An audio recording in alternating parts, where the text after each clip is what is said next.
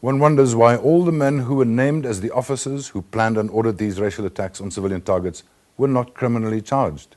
It seems they did not apply for amnesty. Perhaps the Truth Commission should consider a special hearing on this, because these men are morally as guilty as these foot soldiers who did the killings. The point has often been made that senior police and army officers should also be held accountable for the orders they gave to the men who killed. So certainly it should also apply to UPLA. But the Heidelberg amnesty hearing was almost overshadowed on Wednesday and Thursday by another controversy.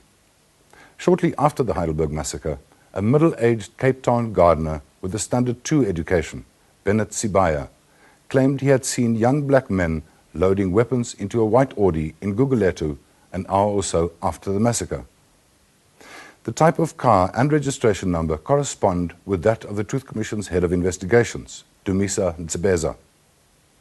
When this information became known, the Truth Commission ordered an investigation, and Ntsebeza withdrew from the case.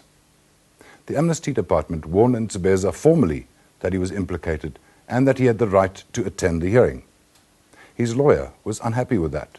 I would like to find out from the leader of evidence why my client is here, why my client was served with a Section 19 notice.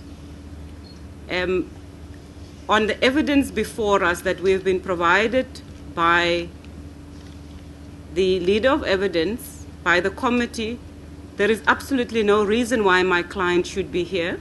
Because he was implicated by a witness in these circumstances which suggested that his vehicle was used to convey automatic weapons away from the scene. We are here now, the witness is here, and there's at least one good reason, one compelling reason why we should ventilate this matter fully, and that is the public interest.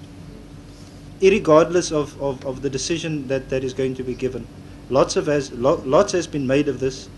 Mr. Sibaya's statement has been leaked to the press, it's public knowledge, and I think that's a good enough reason for the matter to be ventilated properly today. But I want to state quite categorically on behalf of my client that I do not believe that my client should be put on trial here, or this is an amnesty application, is not a place for my client to be vindicated. He should have been brought to trial. If there was evidence that in any way he was implicated, which we deny, he should have been brought to a criminal trial. I think I better put a stop to this, please.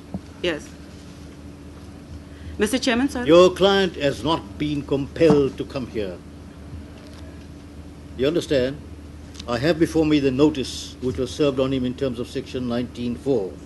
It says, take further notice that as a person implicated in the application, you have the right to be present and to be represented by a legal representative at the hearing and to testify, adduce evidence, and submit any article to be taken into consideration. In other words, please understand, your client has not been told that he is required to be here. This notice says that he has a right to be here if he chooses to or wishes to be here. You understand? Then Bennet Sibaya told his story. With his friend Mazibuko, he was going to visit an old girlfriend in Gugulethu, but he got lost. I saw these children coming. I thought they had pipes in their hands. However, when they were closer, I realized that those were not pipes, but weapons. They then put these weapons in the white car. After they had put the weapons in, they argued. They were not talking loudly. However, the one said, Madasa, you forgot the cap in the car. We then waited so that they go away. After a while, I noticed that where the car was, there was a paper. I picked it up. I read it. I realized that these people did not know their destination. It was a map that when you leave observatory, you turn right. Then you go past Hartley Vale Stadium. Please look at me. Continue. Continue.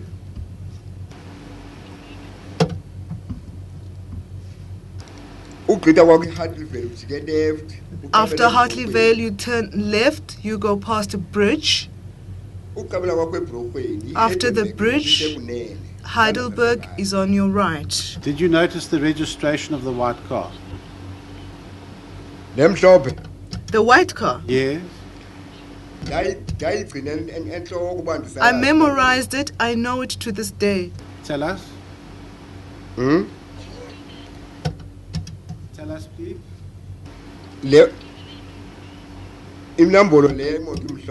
The white car was XA 12848.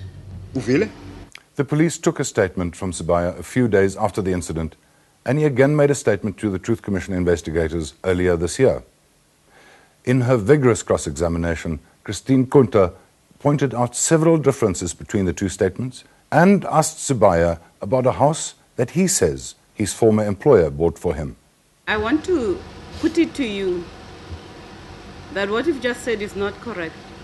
That there was no diagram, there was no vehicle on that evening, there was no diagram.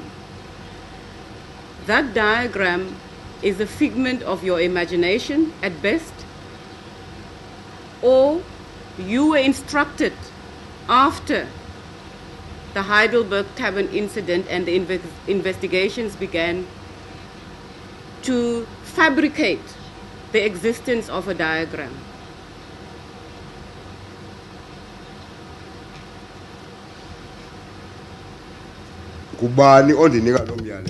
Who gave me that order?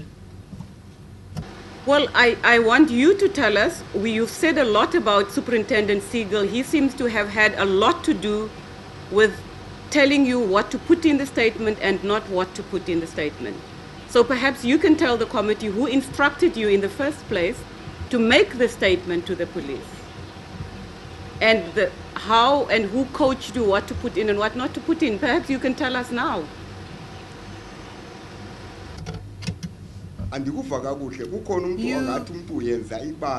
This is not clear to me. Do you think somebody would just say to you, you must fabricate, because that would come back to you? The truth always comes out. Well, we are trying to get to the truth now, Mr. Sibaya, and I can tell you that very little of what you say here is truthful except your name and perhaps your age and your address, because we've verified that. Everything else seems to be an utter fabrication. A bizarre twist is that the two men who could verify at least parts of the story, Police Superintendent Des Siegel and Sibaya's friend who was with him on the night of the tavern attack, one Mazibuko, are both dead. Siegel died in a car accident recently, and Mazibuko was shot and killed a few days after the tavern attack by township youths. But the most dramatic moment of the day came when lawyer Arendse asked Sibaya to walk around the room to see if he could recognize the driver of the white car.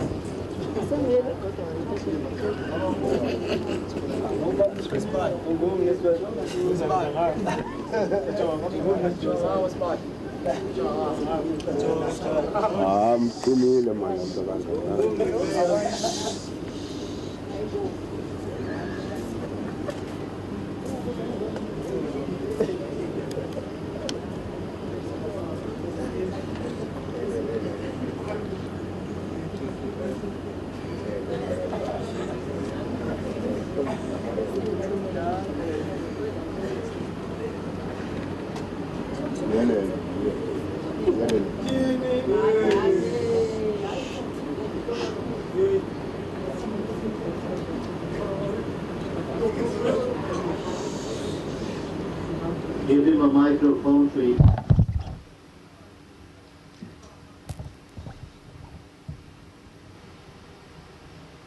We are the only people with the orange.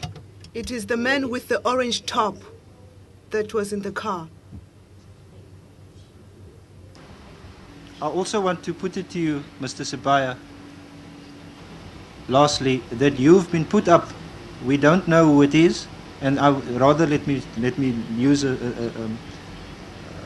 another word. Let me suggest to you that you've been put up by someone to point out Mr. Sibeza.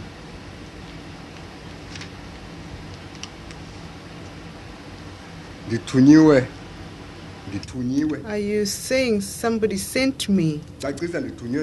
What do you mean? Elaborate. I don't know this man. Why would I want to implicate him? And he does not know me either. Why would I want to do that?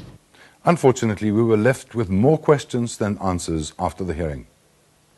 If Ntsebeza was framed, who did it and why?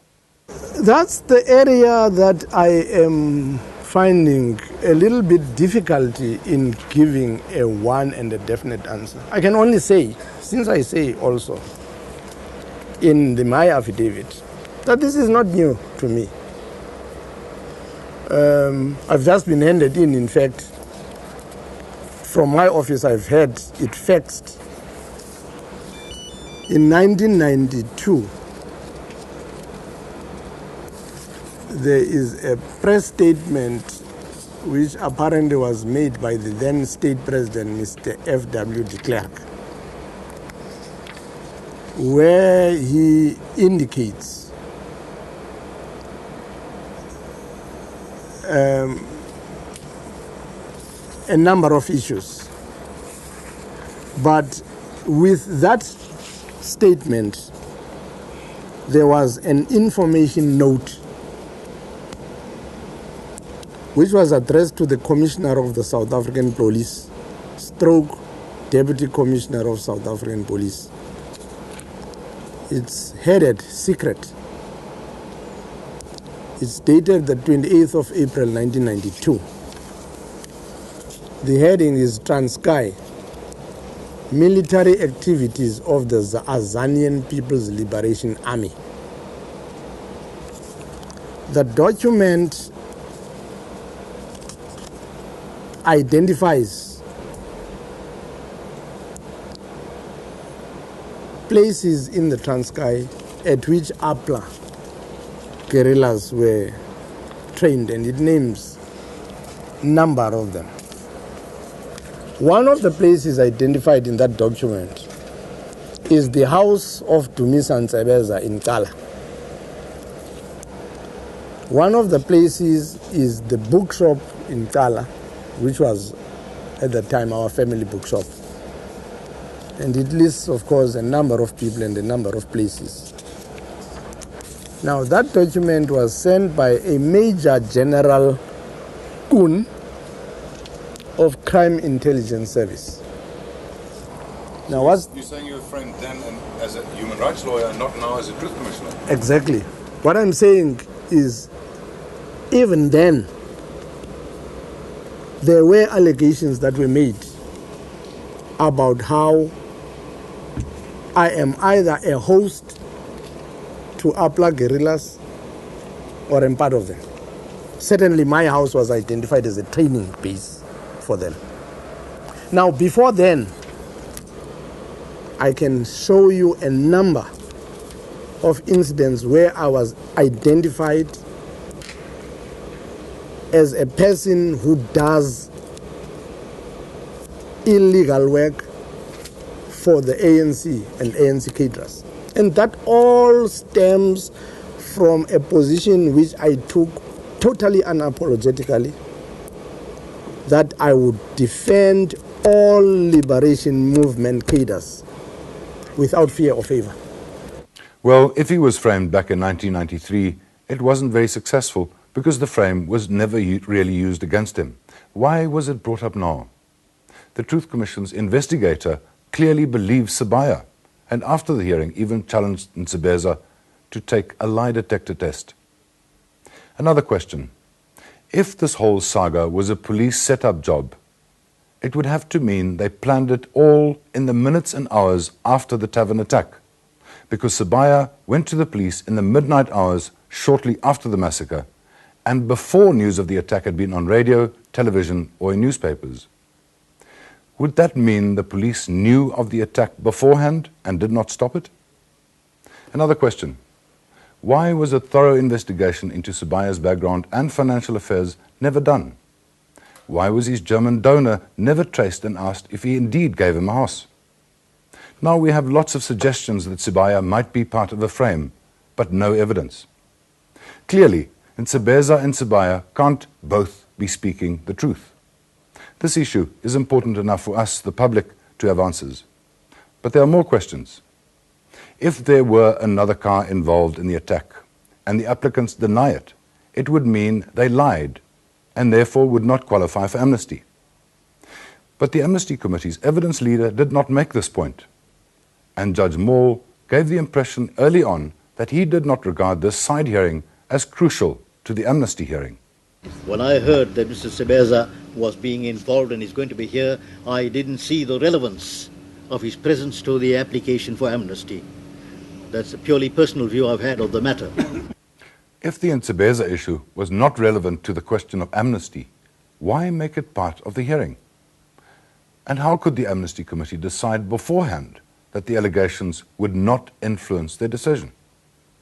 All one can say is that the Truth Commission handled this whole controversy in a very clumsy way. The Commission meets tomorrow to consider the implications of this hearing. Perhaps there will be more clarity after tomorrow.